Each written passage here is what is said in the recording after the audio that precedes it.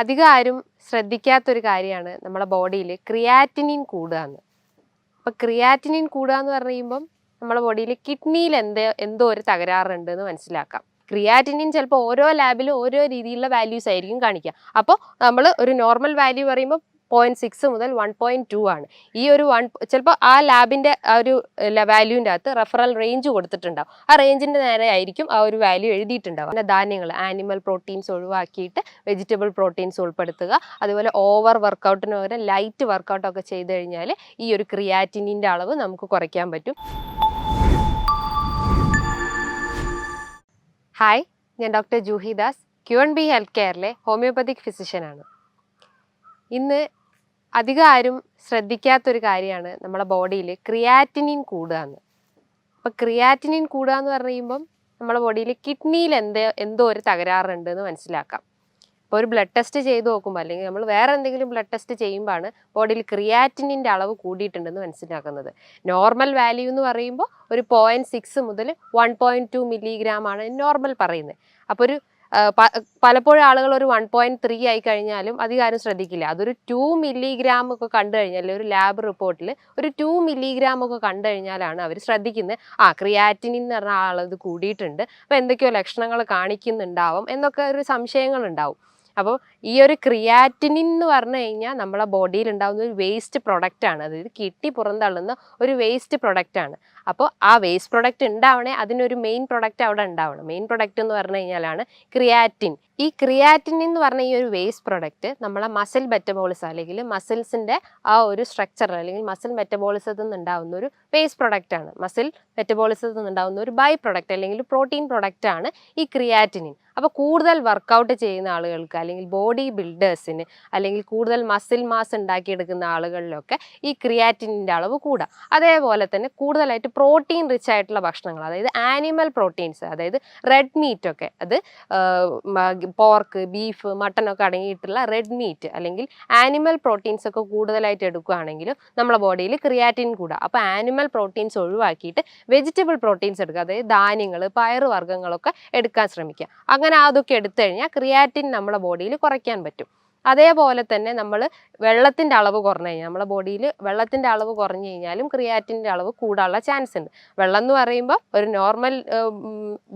Normal രീതിയിൽ നോക്കുമ്പോൾ ഒരു നമ്മളെ യൂറിൻ ഔട്ട്പുട്ടിനനുസരിച്ചാണ് നമ്മൾ വെള്ളം കുടിക്കേണ്ടത്. യൂറിൻ ഔട്ട്പുട്ട് എന്ന് പറയുമ്പോൾ 1.2 ലിറ്ററാണ് നമ്മളെ ബോഡിയിൽ യൂറിൻ പുറന്തള്ളപ്പെടുന്നത്. അതിനനുസരിച്ചാണ് നമ്മൾ വാട്ടർ ഇൻടേക്ക് എടുക്കേണ്ടത്. ഒരു കിഡ്നി പേഷ്യൻസ് ആണെങ്കിൽ, ഒരു നീരുള്ള ശരീരമാണെങ്കിൽ അവർ വെള്ളത്തിൻ്റെ അളവ് കുറയ്ക്കുകയാണ് ശ്രമിക്കേണ്ടത്. അതായത് നീര് വെക്കുന്ന ഒരു ശരീരമാണെങ്കിൽ അവർ വെള്ളത്തിൻ്റെ അളവ് കുറയ്ക്കുക. അതായത് ഒരു 4 ഗ്ലാസ് അല്ലെങ്കിൽ 2-3 ഗ്ലാസ് മാത്രമേ എടുക്കാൻ പാടുള്ളൂ. ഇപ്പം നീരില്ലാത്ത ശരീരങ്ങളാണെങ്കിൽ അവർ കൂടുതലായിട്ടും വെള്ളം ഉൾപ്പെടുത്താൻ നോക്കുക, നന്നായി വെള്ളം കുടിക്കാൻ നോക്കുക.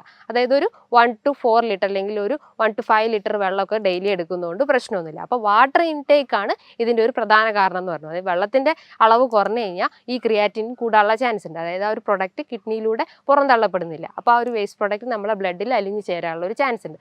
അതേപോലെ തന്നെയാണ് നമ്മൾ കൂടുതലായിട്ട് വർക്കൗട്ട് എടുക്കുന്നതും പ്രോട്ടീൻ റിച്ച് ആയിട്ടുള്ള ഭക്ഷണങ്ങളും. അതോടൊപ്പം തന്നെ നമുക്ക് എന്തെങ്കിലും ഹെറിഡിറ്ററി ഉണ്ടെങ്കിൽ, അതായത് ഫാമിലി ഹിസ്റ്ററി ഉണ്ടെങ്കിലും ഈ ഒരു ക്രിയാറ്റിൻ്റെ അളവ് കൂടാനുള്ള ഒരു ചാൻസ് ഉണ്ട്.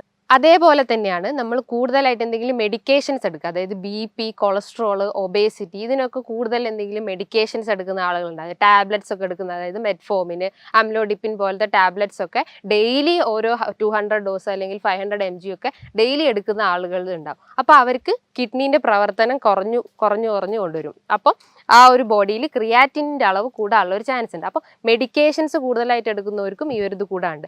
അതേപോലെ തന്നെയാണ് കൂടുതലായിട്ട് ഇൻഫെക്ഷൻസ്, എന്തെങ്കിലും കിഡ്നി ട്രാക്റ്റിലൊക്കെ എന്തെങ്കിലും യൂറിനറി ട്രാക്റ്റിൽ അല്ലെങ്കിൽ മൂത്രനാളത്തിലൊക്കെ എന്തെങ്കിലും ഇൻഫെക്ഷൻസ് വരിക, ഈക്കോളൈ പോലത്തെ ഇൻഫെക്ഷൻസ് കാരണം നമ്മുടെ ബോഡിയിൽ, ഈക്കോളൈ ബാക്ടീരിയ കാരണം നമ്മുടെ ബോഡിയിൽ യൂറിനറി ഇൻഫെക്ഷൻസ് ഉണ്ടാക്കാം. അത് കാരണം നമ്മളെ ബോഡിയിൽ യൂറിൻ്റെ അളവ് കുറയുക അല്ലെങ്കിൽ മൂത്രം ഒഴിക്കാൻ ബുദ്ധിമുട്ട് വരികയൊക്കെ ചെയ്യുന്നു. അപ്പോൾ അങ്ങനെ എന്തെങ്കിലും റെക്കറൻ്റ് ആയിട്ടുള്ള യൂറിനറി ട്രാക്ട് ഇൻഫെക്ഷൻസ് ഉണ്ടെങ്കിലും ഈ ഒരു ക്രിയാറ്റിൻ്റെ അളവ് കൂടാനുള്ള ചാൻസ് ഉണ്ട്. അതോടൊപ്പം തന്നെ നമുക്ക് എന്തെങ്കിലും സ്നേക്ക് ബൈറ്റ് അല്ലെങ്കിൽ പാമ്പ് കടിച്ചാലൊക്കെ നമ്മുടെ ബോഡിയിൽ ക്രിയാറ്റിൻ്റെ അളവ് കൂടാം. കാരണം സ്നേക്ക് ബൈറ്റ്, അതായത് വൈപ്പർ പോലത്തെ സ്നേക്കൊക്കെ കടിച്ചു കഴിഞ്ഞാൽ നമ്മുടെ ബോഡിയിൽ ഹീമോടോക്സിക് ആവും, അതായത് രക്തത്തിൽ ഉണ്ടാകുന്ന ടോക്സിസിറ്റി കൂടും, അതായത് ടോക്സിൻ ബോഡിയിൽ പ്രൊഡ്യൂസ് ചെയ്യാൻ തുടങ്ങും.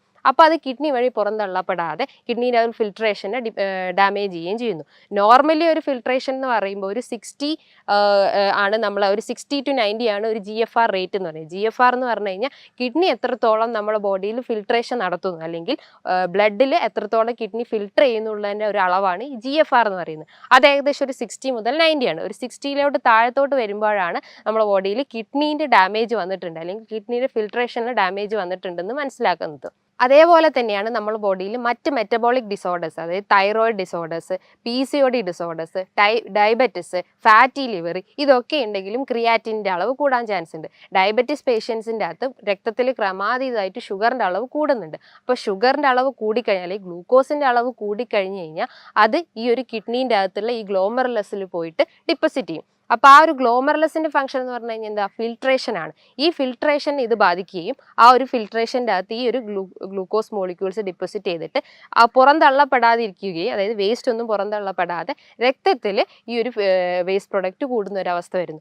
അങ്ങനെയാണ് ബോഡിയിൽ ക്രിയാറ്റിനിൻ്റെ അളവ് കൂടുന്നത്. ഒരു ബ്ലഡ് റിപ്പോർട്ട് നോക്കിക്കഴിഞ്ഞാലാണ്, അതായത് ക്രിയാറ്റിനിൻ്റെ അളവ് നോക്കിയിട്ടാണ് നമ്മളെ ബോഡിയിൽ കിഡ്നി എത്രത്തോളം ഫങ്ഷനിങ് ആണ് നോക്കുന്നത്. അതായത് ഒരു 20% ഫങ്ഷനിങ് ആണോ അല്ലെങ്കിൽ 30% ഫങ്ഷനിങ് ആണോ, എത്രത്തോളം ഫങ്ഷനിങ് ആണ് നോക്കുന്നത് ഈ ക്രിയാറ്റിനിൻ്റെ അളവ് നോക്കിയിട്ടാണ്. ക്രിയാറ്റിനിൻ ചിലപ്പോൾ ഓരോ ലാബിലും ഓരോ രീതിയിലുള്ള വാല്യൂസ് ആയിരിക്കും കാണിക്കുക. അപ്പോൾ നമ്മൾ ഒരു നോർമൽ വാല്യൂ പറയുമ്പോൾ 0.6 മുതൽ 1.2 ആണ്.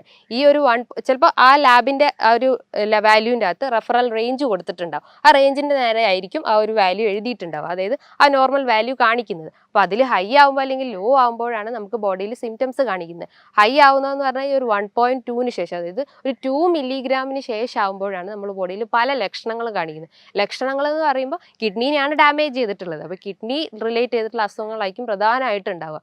അതായത് മൂത്രത്തിൽ പഴുപ്പ് കാണുക, അല്ലെങ്കിൽ മൂത്രത്തിൽ പത കാണുക, അതായത് മൂത്രം ഒഴിക്കുമ്പോൾ പഴുപ്പ് ഉണ്ടാവുക, അതായത് മൂത്രം ഒഴിക്കുമ്പോൾ വേദന ഉണ്ടാവുക, മൂത്രത്തിൽ പത നിറയുക, അല്ലെങ്കിൽ ഒരു ഭയങ്കര ഡിസ്കളറേഷൻ ഉണ്ടാവുക, ഡാർക്ക് കളർ അല്ലെങ്കിൽ കോൺസെൻട്രേറ്റഡ് കളർ ആവുക.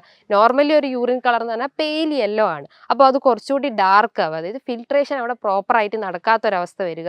അതേപോലെ തന്നെ നമുക്ക് ബാക്ക് പെയിൻ വരിക, നടുവേദന വരിക. ബിക്കോസ് കിഡ്നീൻ്റെ ഒരു ലൊക്കേഷൻ എന്ന് പറഞ്ഞു കഴിഞ്ഞാൽ നമ്മുടെ ബാക്കത്തെ വാരിയലിൻ്റെ താഴെയായിട്ടാണ്, അതായത് വെർട്ടിബ്രാസിൻ്റെ താഴെയായിട്ടാണ് കിഡ്നിയുടെ ലൊക്കേഷൻ ഉണ്ടാവുക. അപ്പോൾ ആ ഒരു കിഡ്നീൻ്റെ ഫംഗ്ഷനിങ് കറക്റ്റ് അല്ലെങ്കിൽ നമുക്ക് ബാക്ക് പെയിൻ ഡെവലപ്പ് ചെയ്യാനുള്ള ഒരു ചാൻസ് ഉണ്ട്. അതേപോലെ തന്നെ ആ ബാക്ക് പെയിൻ റേഡിയേറ്റ് ചെയ്തിട്ട് ഫ്രണ്ടിലോട്ട് ഇറങ്ങി വരാനുള്ള ചാൻസ് ഉണ്ട്. ഇതൊരു കിഡ്നി സ്റ്റോണിൻ്റെ ഒരു ലക്ഷണമായിട്ട് നമുക്ക് പറയപ്പെടാം. അതേപോലെ തന്നെ നമുക്ക് ഇടയ്ക്കിടയ്ക്ക് ഗ്യാസ് ട്രബിൾ വരിക, അതായത് ഓക്കാനും ഛർദി പോലത്തെ ഗ്യാസ് ട്രബിൾ ഉണ്ടാകും. ഫുഡ് കഴിച്ച് കഴിഞ്ഞാൽ അപ്പം തന്നെ വൊമിറ്റ് ചെയ്യാനുള്ള ടെൻഡൻസി വരിക, വിശപ്പില്ലാത്തൊരവസ്ഥ വരിക, അതുപോലെ അമിതമായിട്ടുള്ള ക്ഷീണം, നമുക്ക് ഇടയ്ക്കിടയ്ക്ക് കിടക്കാൻ തോന്നുക, ഒരു ഉന്മേഷക്കുറവ് ഉണ്ടാവുക, അതുപോലെ മസിൽസിൽ നിന്നൊക്കെ ഭയങ്കര വേദന ഉണ്ടാവുക, അല്ലെങ്കിൽ ജോയിൻസിൽ നിന്നൊക്കെ ഭയങ്കര വേദന ഉണ്ടാവുക. ഇത്തരം ലക്ഷണങ്ങളാണ് ഈ ക്രിയാറ്റിനിൻ്റെ അളവ് കൂടിക്കഴിഞ്ഞാൽ കാണിച്ചു തരുന്നത്. ഈ ക്രിയാറ്റിനിൻ്റെ അളവ് കൂടിക്കഴിഞ്ഞ് കഴിഞ്ഞാൽ അത് നമ്മൾ കൺട്രോൾ ചെയ്യണം. അത് പ്രധാനമായിട്ടും ഞാൻ പറഞ്ഞു, പ്രോട്ടീൻ റിച്ച് ആയിട്ടുള്ള ഭക്ഷണങ്ങൾ, അല്ലെങ്കിൽ ബോഡി ബിൽഡേഴ്സൊക്കെ ക്രിയാറ്റിൻ പ്രോട്ടീൻ പൗഡേഴ്സ് എടുക്കാറുണ്ട്. അപ്പോൾ പ്രോട്ടീൻ റിച്ച് ആയിട്ടുള്ള ഭക്ഷണങ്ങൾ ഒഴിവാക്കുക. അപ്പോൾ ഡയറ്റ് എന്ന് പറയുമ്പോൾ നമ്മൾ മെയിനായിട്ട് ഫോക്കസ് ചെയ്യേണ്ടത് എക്സസൈസ് എന്ന് പറയുമ്പോൾ ലൈറ്റ് എക്സസൈസ്, ഹൈ എക്സസൈസ് ചെയ്യാതെ ലൈറ്റ് എക്സസൈസ്, അതായത് വാക്കിങ്, ചെറിയ രീതിയിലുള്ള നടത്തം, അല്ലെങ്കിൽ ഒരു 20 മിനിറ്റുള്ള നടത്തം, ചെറിയൊരു ഓട്ടം, അതൊക്കെയാണ് ലൈറ്റ് എക്സസൈസ്. അതായത് ഹൈ എക്സസൈസ് ഒഴിവാക്കിയിട്ട് മോഡറേറ്റ് ആയിട്ടുള്ള എക്സസൈസ് ഇൻവോൾവ് ചെയ്യുക. അതേപോലെ തന്നെ പ്രോട്ടീൻ റിച്ച് ആയിട്ടുള്ള ഭക്ഷണങ്ങൾ ഒഴിവാക്കുക. പ്രോട്ടീൻ എന്ന് പറയുമ്പോൾ ആനിമൽ പ്രോട്ടീൻസ്, അതായത് ആനിമൽ പ്രോട്ടീൻസ് എന്ന് പറയുമ്പോൾ റെഡ് മീറ്റ്, അല്ലെങ്കിൽ പോർക്ക്, ബീഫ്, മട്ടനൊക്കെ അടങ്ങിയിട്ടുള്ള ആനിമൽ പ്രോട്ടീൻസ് ഒഴിവാക്കുക. അതേപോലെ അതിൻ്റെ അകത്ത് വെജ് പ്രോട്ടീൻസ് ഉൾപ്പെടുത്താൻ നോക്കുക. അതേപോലെ തന്നെ പാൽ ഉൽപ്പന്നങ്ങളൊക്കെ ഒഴിവാക്കാൻ നിൽക്കുക. കാരണം അതിൻ്റെ അകത്ത് കൂടുതലായിട്ടും പ്രോട്ടീൻ അടങ്ങിയിട്ടുണ്ട്. അപ്പോൾ പാൽ ഉൽപ്പന്നങ്ങളും ഒഴിവാക്കുക. അതേപോലെ തൈരും മോരും ഒക്കെ ഉൾപ്പെടുത്തി കഴിഞ്ഞ് കഴിഞ്ഞാൽ കുറേ ഡൈജഷൻ പ്രോപ്പർ ആവുകയും നമ്മൾ രക്തമൊക്കെ ഒന്ന് ഫിൽട്ടർ ചെയ്യാൻ സഹായിക്കുന്നതാണ്. അതേപോലെ ഉൾപ്പെടുത്തേണ്ടതാണ് പയറുവർഗ്ഗങ്ങൾ എന്ന് പറഞ്ഞാൽ ധാന്യങ്ങൾ, ചെറിയ ചെറിയ ധാന്യങ്ങൾ, ചെറുപയർ, കടല പോലത്തെ ധാന്യങ്ങൾ ഉൾപ്പെടുത്തുന്നത് നല്ലതാണ്. അതേപോലെ ഒഴിവാക്കേണ്ട ഒരു കാര്യമാണ് ഇന്നത്തെ ഫാസ്റ്റ് ഫുഡ്, അല്ലെങ്കിൽ ജങ്ക് ഫുഡ്, അല്ലെങ്കിൽ ഫാസ്റ്റ് ഫുഡ് ഐറ്റംസ് ആയിട്ടുള്ള പിസ്സ, ബർഗർ ഒക്കെ ഉണ്ടെങ്കിൽ ആ ഒരു ഫാസ്റ്റ് ഫുഡ് ഒഴിവാക്കി കഴിഞ്ഞ് കഴിഞ്ഞാൽ നമ്മളെ ബോഡിയിൽ അന്നജത്തിൻ്റെ അളവ് കുറയും, അല്ലെങ്കിൽ ഗ്ലൂക്കോസിൻ്റെ അളവ് കുറയുകയും ഡയബറ്റിസ് കൺട്രോൾ ആവുകയും, ഡയബറ്റിസ് കൺട്രോൾ ആയി കഴിഞ്ഞ് കഴിഞ്ഞാൽ ക്രിയാറ്റിനിൻ്റെ അളവ് നമുക്ക് കുറയ്ക്കാൻ പറ്റും. അതേപോലെ ഒഴിവാക്കേണ്ടതാണ് സോഫ്റ്റ് ഡ്രിങ്ക്സ് ഐറ്റംസ്, ചായ, കാപ്പിയൊക്കെ ഉണ്ടെങ്കിൽ, സോഫ്റ്റ് ഡ്രിങ്ക്സ് എന്ന് പറഞ്ഞു കഴിഞ്ഞാൽ പെപ്സി, കൊക്കക്കോള, അല്ലെങ്കിൽ ചായ, കാപ്പിയൊക്കെ ഉണ്ടെങ്കിൽ അത് ഒഴിവാക്കാൻ നോക്കുക. ചായയും കാപ്പിയും കുടിക്കുന്ന ആളുകളാണെങ്കിൽ ഷുഗർ കുറച്ചിട്ട് കാപ്പിയും ചായയൊക്കെ കുടിക്കാൻ നോക്കുക.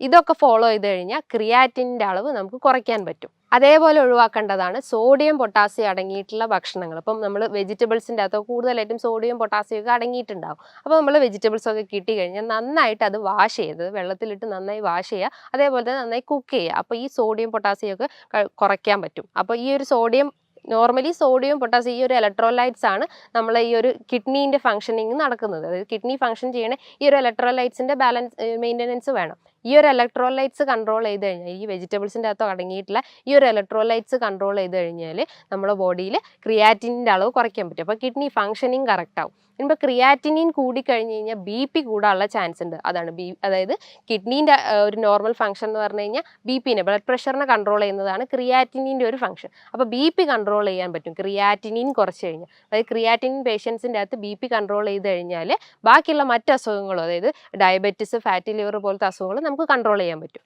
അതേപോലെ തന്നെ നമ്മൾ ഒഴിവാക്കേണ്ടതാണ് സാൾട്ട്. അതായത് ഉപ്പിട്ടിട്ടുള്ള ഭക്ഷണങ്ങളൊക്കെ ഉണ്ടെങ്കിൽ സാൾട്ട് ഒഴിവാക്കാൻ ശ്രമിക്കുക. പൂർണ്ണമായിട്ടും അല്ല, കഴിവതും കുറയ്ക്കാൻ ശ്രമിക്കുക. അയോഡൈസ്ഡ് സാൾട്ടൊക്കെ ഉണ്ടെങ്കിൽ അത് കുറയ്ക്കാൻ ശ്രമിക്കുക. അതേപോലെ നമ്മൾ ഉൾപ്പെടുത്തേണ്ട ഒന്നാണ് നന്നായി വെള്ളം കുടിക്കുക. ഈ വെള്ളം കുടിച്ച് കഴിഞ്ഞാൽ നമ്മളെ ബോഡി ഒന്നുകൂടി ഡീടോക്സിഫൈ ആവുകയും അതേപോലെ തന്നെ നമ്മുടെ സ്കിന്നൊക്കെ ഒന്ന് ഗ്ലോ ആവുകയും നമ്മൾ ആ ഒരു സിക്ക് ഫീലിംഗ് ഒഴിവാക്കിയിട്ട് ഒരു ഹെൽത്തി ഫീലിംഗ് ഉണ്ടാവും. ബിക്കോസ് ഈ ഒരു വാട്ടർ കണ്ടന്റ് നമ്മുടെ ബോഡിയിൽ ഉണ്ടെങ്കിൽ തന്നെ പല അസുഖങ്ങളെ തടഞ്ഞു നിർത്തുന്ന ഈ ഒരു വാട്ടർ കണ്ടന്റാണ്. അപ്പം നന്നായിട്ട് വെള്ളം കുടിക്കുക. അതും വെറും വയറ്റിൽ കുടിക്കുക.